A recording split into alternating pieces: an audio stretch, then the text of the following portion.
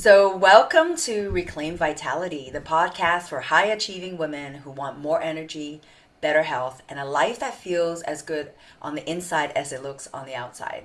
I'm Dr. Anna Lowe, an Ivy League trained physician, functional medicine doctor, and high performance coach. Each week, we explore the root causes of fatigue, burnout, hormone imbalance, and other health challenges that keep women from feeling the best. Today, we're talking about one of the most overlooked causes of exhaustion in women, iron deficiency and blood depletion. Joining me is Jen Cherawaty, a fertility and women's health focused acupuncturist, herbalist, and traditional Chinese medicine practitioner with more than 20 years of experience. Through her practice, Blossom Acupuncture, she combines Chinese medicine and evidence based functional medicine to help women optimize hormones, improve fertility, navigate menopause, reduce stress, improve their gut, and also restore vitality. So Jen brings such a unique perspective on how we can support healthy iron levels naturally through her practice. I'm looking forward to dive in. So welcome, Jen. Thank you for having me. This is one of my favorite topics because I see many busy, exhausted women all the time, and a huge percentage of my clients do end up having an iron deficiency profile, which we work on from many levels in our treatments. So I'm looking forward to this conversation with you. Yeah, I think the reason why this topic came up is because whenever we meet weekly to have our conversations, you talk about often I just hear you talk about just how magical just having the iron being cared for and addressed just changes the patient right away. And so I was like, this is so important. Let's talk about it. All I right, agree. I've got some questions for you. And of course, I see a lot of these patients myself, but I think that you bring such a unique perspective because you also have the ability to look at the constitution. And I think from Chinese medicine, blood, support is so important. So I think my audience would really benefit from even just understanding that. So first of all, why do you think so many women today struggle with low iron and exhaustion? Well, I think many women have so many responsibilities. They're carrying like an incredible amount of mental, emotional, and physical responsibility. Many of them are working full time or part time. They're caring for young children. They're caring for elderly parents, trying to maintain relationships with friends and partners, often putting themselves at the bottom of those lists. And then layered on top of that, they sometimes aren't getting a chance to nourish themselves properly, both with food, relationship, exercise. And then they're also having a menstrual period every month, where so they're losing blood every month. Some of them are also breastfeeding on top of trying to conceive again and running these busy lives. And then we add chronic stress into it, and stress increases inflammation. It affects your stomach. So then, even if they are eating well, they're not pulling all of the nutrients out of their food that they can. Um, and so, and then they're just not aware of their iron storage levels, their ferritin, and they just are tired, and they just think it's because they're busy, but there's deeper levels of things that we can look at to help them to optimize their energy. Yeah, and iron, it's like a vicious cycle, right? Because iron is what brings oxygen to our body, right? Like it's what Yes. brings, energy to actually fuel to the whole body. And so when we are not bringing that, we can have so much different, manifestations of fatigue. So while we're there, what are some typical signs and symptoms of low iron that you see, especially overlooked? Yeah, there's so many signs of iron deficiency. Brain fog, difficulty concentrating, you can be having hair loss, brittle nails, feel cold when everyone else is warm. If you go from seated to standing, you can get some dizziness, shortness of breath, especially on exercise, anxiety or heart palpitations. You can have restless legs, just taking a long time to recover after exercise. Motivation can be lower, your mood can be low, difficulty sleeping. In the clinic, I often see women who have like a very pale tongue, and that's often one of the first indications for me that their iron storage levels may be low. The other piece I see a lot is working with my fertility clients or cycling clients. They're having a period flow that's lasting like maybe 1 to 2 days, very scanty flow, not very much blood at all. That's a second indicator. And then the third main thing I see is that they're so tired and they just can't seem to have more energy no matter how much they sleep. Yeah. One thing that's really surprising in my clinic I see is actually sleep. Like to actually have low iron, they don't sleep well. And then another really interesting observation is that a lot of these symptoms you describe, especially if you're at the perimenopausal age, sounds like perimenopausal and hormonal related, when in fact it could just be simply, improved a little bit if you, right, if you actually have the right nutrient, because ferritin is, or iron is just so important in our body system. Yeah. Yeah, I always want to address iron levels with all my female women clients because if we can get the iron levels up to like 80 to 100, then we can see what other symptoms are still remaining, knowing that the iron is now at a good functional level. What else is there then that we need to address? Yeah. So what kind of labs do you check and typically? Uh, as a Chinese medicine practitioner, I don't have authority to order blood work for clients. So I recommend clients go get that from their medical doctor or nurse practitioner or naturopathic doctor. And the essential one is the ferritin, which is your iron storage levels. I also like to see a hematology panel, which has hemoglobin, uh, and different blood markers, just so I can see sometimes I find if people have ferritin that's been low for a long time, they start to get reductions in like the size of their red blood cells as well. So ferritin and then a hematology panel are the essential pieces for me. Yeah. For me, I actually, I find that anything, under 15 is significantly deficient. It's just really, really, right, where they really would have a lot of significant symptoms of ferritin. And then ferritin 15 to 30, it's still pretty moderate. I like to see typically my ferritin rate to be at least 50 to 60 and above.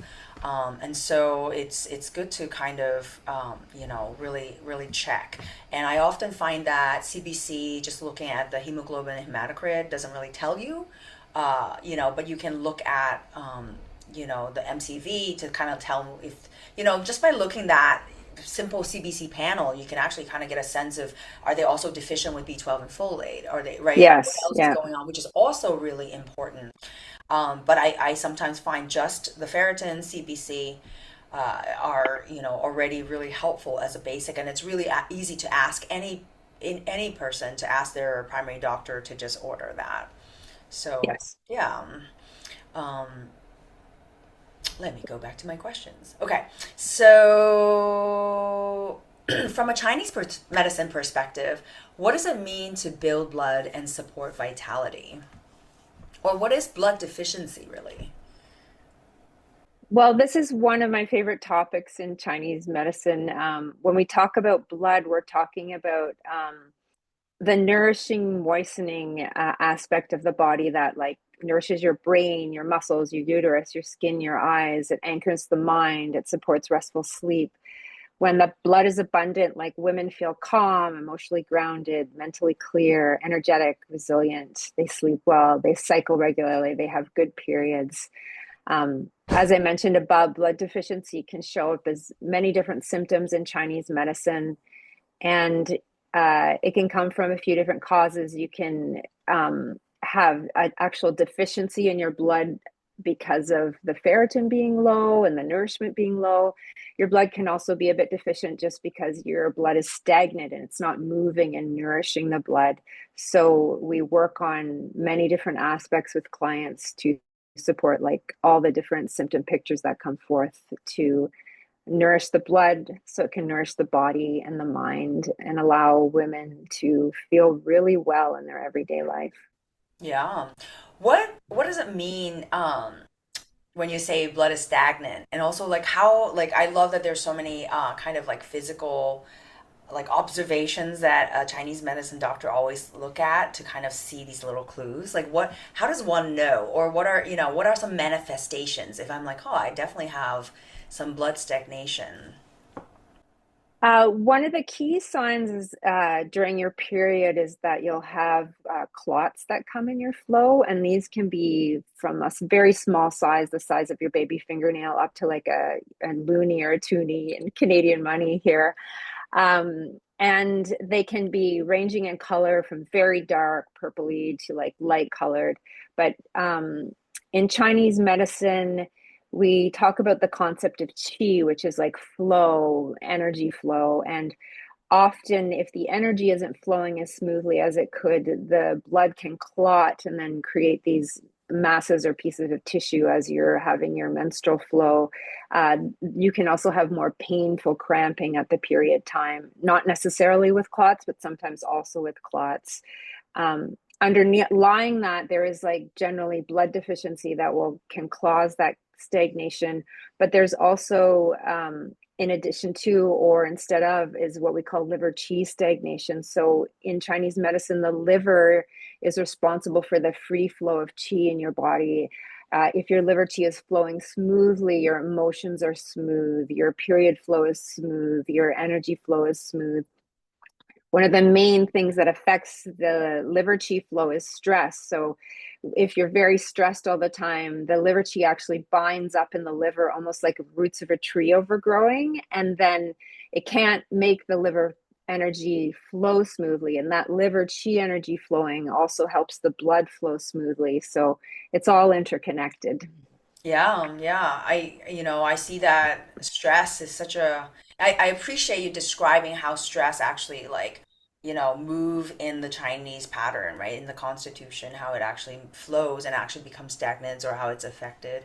Because I know also liver, when it's stagnated, I think often I send my patients when they have this hormone disbalance or sleep, imbalance, I find that they really get supported in this area that you talked about and really get great benefits from it.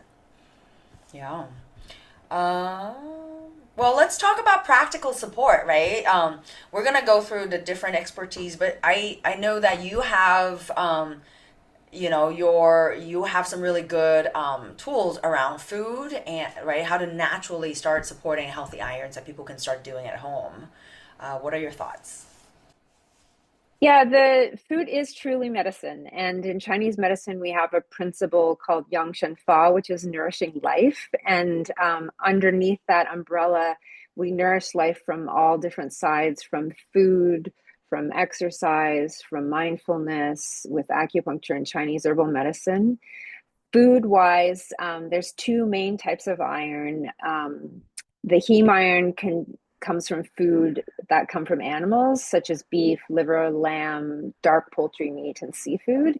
And then there's the non-heme iron sources, which come mostly from plant foods, such as lentils, beans, pumpkin seeds, spinach, tofu, quinoa, blackstrap molasses. The blue-green algae spirulina is also very helpful for nourishing blood. Yeah. Do you, okay, because whenever I notice whenever I give like, oh, these are all the variety foods, sometimes patients just want to be like, okay, what are my top three that is easy to integrate? What are your thoughts? Yeah, if your blackstrap molasses are great. A couple tablespoons daily will help improve iron stores. Obviously, red meat is one of our best sources of the heme iron. And in Chinese medicine, we always recommend that you marinate your meats because it pre-digests them and then helps to break down the meat protein fibers so that your body can actually absorb them more. So, I mean, meat sources would be like beef or bison, liver itself. Yeah. Yeah. Vegetarian sources would be like lentils, beans, black beans especially would be very good. Pumpkin seeds are also very helpful. Spinach. We've got a lot eat a lot of the vegetable based foods to get adequate iron levels Yeah. building. Yeah. Blackstrap molasses, I always talk about how it also has a lot of magnesium in it too, and that Yes. will be very relaxing. Yes. And then And then interesting about the vegetarian sources, using cast iron Yes. pans to cook. I know that for a while there's like a public health initiative in certain countries that actually have this little like iron fish that you can Yes. drop The into the lucky pot. ironfish. Yeah, the lucky iron fish that you drop into the pot so that you can actually boil water with it. Um, but I personally find that blackstrap molasses is a very easy kind of like tasty Yes. away in the evening. I'm actually drinking some golden milk, turmeric golden milk, with turmeric and black pepper. And so sometimes I add the blackstrap molasses in there. But yeah, pumpkin seeds is a very easy one too, I think. But yes, I actually never heard of the marinating the meat part, so that's very useful knowledge for me. So thank you. I think also adding vitamin C, right? Like being able to help improve the absorption, right? Being able to as a cofactor that actually like, allows you to absorb it in. Are there other ways that you would suggest how to take iron so that you can actually improve, right? Not just what you're taking, but actually optimize what you're actually getting into your system. Yes, as you mentioned, vitamin C significantly improves absorption of iron. So, food-wise, adding berries, citrus, kiwi, peppers, strawberries alongside your iron-rich foods can make a huge difference. Also, making sure that your B12 and folate are essential because they help with the production of your healthy red blood cells. On the flip side, calcium and coffee or black tea can also reduce the absorption of iron. So, if I'm having a client take an iron supplement, I always recommend that they take it either an hour before having any dairy, coffee, or tea, or a couple of hours after, because we want to maximize the ability of the body to actually absorb the iron. Yeah. One way I talk about to my patients is actually having them take every other day the iron supplement because iron actually triggers the hepcidin, which is a hormone that actually blocks the absorption of iron in the gut. And so after you take the iron, it actually increases the hepcidin by about, increases for about 24 hours. So it's not as effective if you take it every day. So sometimes if I find that if people are able to remember even just trying it to take it every other day, actually they can actually have as good of an effect as actually taking it every day or even better. One thing to pay attention to, I think there are different formulations too, right? I think you have a certain combination that you like. But iron, if it's not, there's certain iron that can be very constipating. And so, how do you help kind of solve that issue for your patients? Yes, I agree with the taking the iron every other day, and there is some good evidence-based research about that. Having iron levels increases better when you take the iron supplement every other day. So I often recommend people will take them like either on the odd days of the month or the even days. So if you're doing even days, the second, the fourth, the sixth, that seems to be a nice way for people to remember it. Um, Iron bisglycinate is my favorite form of iron for clients to take because it does seem to be less constipating. In Canada here, we have an incredible product, Ferropro, which comes in a 30 milligram, 75 milligram, and 150 milligram options. So depending on where a client's ferritin levels sit, I'll give them that formula. It's also combined with B12 and vitamin C in the actual supplement itself, so that if clients can find a supplement that has all of those things combined in it, it's really the primo thing because it's going to just help absorption and they don't have to take anything else extra with it. Um, I am referring more recently a lot of clients, both pregnant and non-pregnant, to have iron infusions because they've been very effective at getting the iron levels up quickly. And there's different forms that they'll use for clients if they're not pregnant than if they are. And I usually refer locally to the naturopathic doctors or functional medicine doctors for those. Yeah, it's super effective, especially when your gut is not absorbing, right? Often, right, stress, gut, right? You're just already in this tangle of multiple factors that prevents you from getting to the level you want. And sometimes it just makes such a big difference, and you can just start feeling more energy. It just allows you to feel better in other things. So I think iron infusion is a very quick way for people who have very, very low iron persistently. Yeah. um what's your favorite simple strategy that helps women get started, in terms of at home, so that they can, really address their blood stagnation, their low iron, and their, just the blood depletion. Getting started on a regular intake of iron supplement is important. And I find if I can help the client figure out like what time of day works best for them to take the iron supplement. So for some women, mornings are very busy. They just don't get time to sit down and nourish themselves well. So sometimes when they get home from work is a good time, or sometimes when they or having dinner is a better time for them to take their iron supplement. So I think just finding like a time and then inviting that every other day, even days or odd days, helps a lot. I have an iron smoothie recipe that I give clients because it's so easy to put together. It takes 5 minutes if you have all the ingredients in the house. You start with that half cup of frozen blueberries, add in a couple tablespoons of blackstrap molasses, cup of spinach, some pumpkin seeds. I add hemp hearts in as well. I'll add in a vitamin C rich fruit like an orange or a kiwi. Um, Usually I'll add in a cup of like an unsweetened milk, like almond milk, get a little bit more protein, or some electrolyte water like coconut water. Add some lemon juice for some more vitamin C. And then I'll always invite a protein powder in that's got 20 grams or more of like a very healthy uh, either beef based or vegan based protein powder to just get the protein stores up, because that will help with providing more amino acids that help build the blood and nourish energy as well.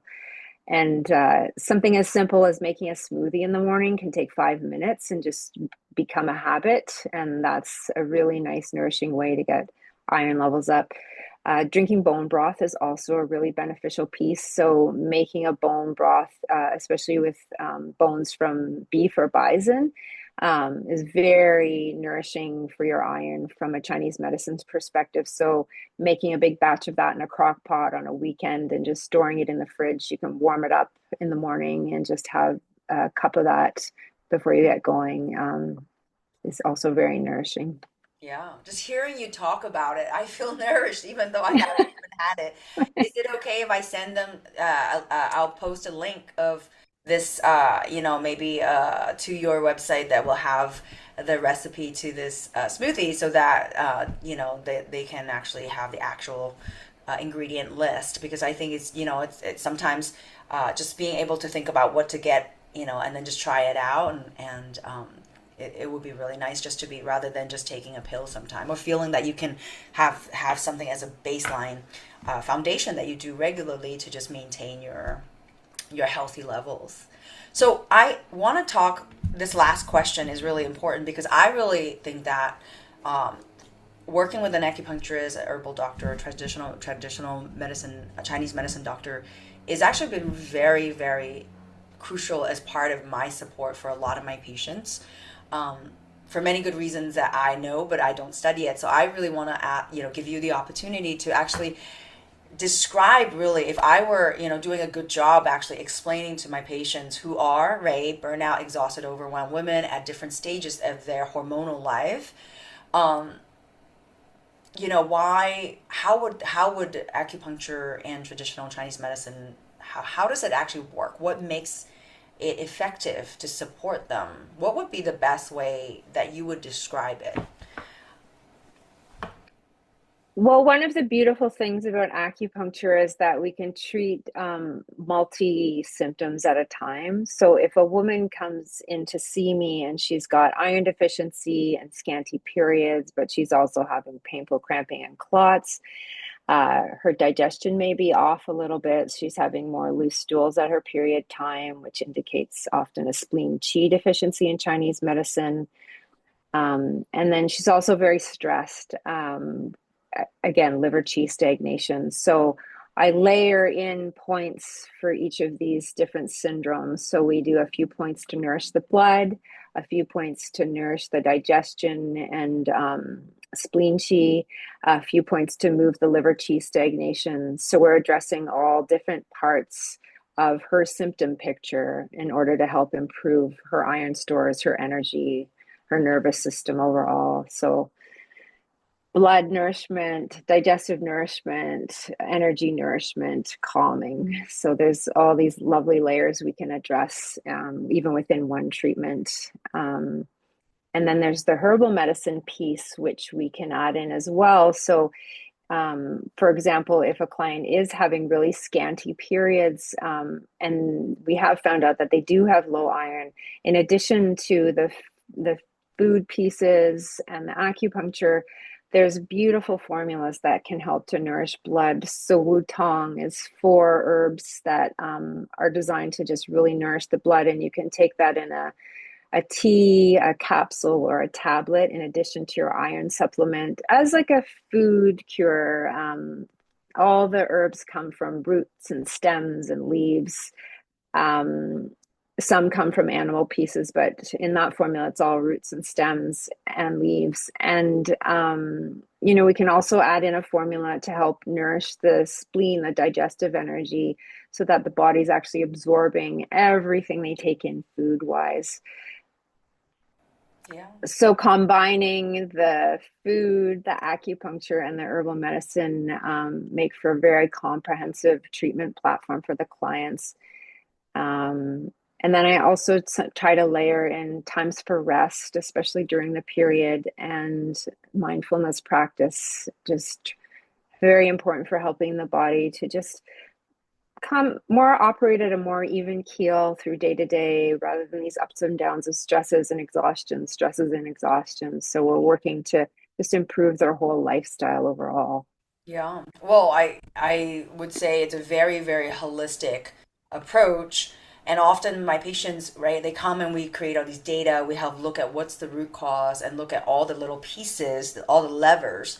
I find that sometimes it's so nice just to go to the acupuncturist and the traditional medicine doctor and just lay in the bed and just receive and have just almost like a wash of just holistic care that approaches and just touches upon everything. And often I get a deep, deep sleep. My patients always get deep rest, and also just feel like allowing the body to get to that deep, deep place of rest, then also recover. So I feel like that nervous system relaxing is also a very like a.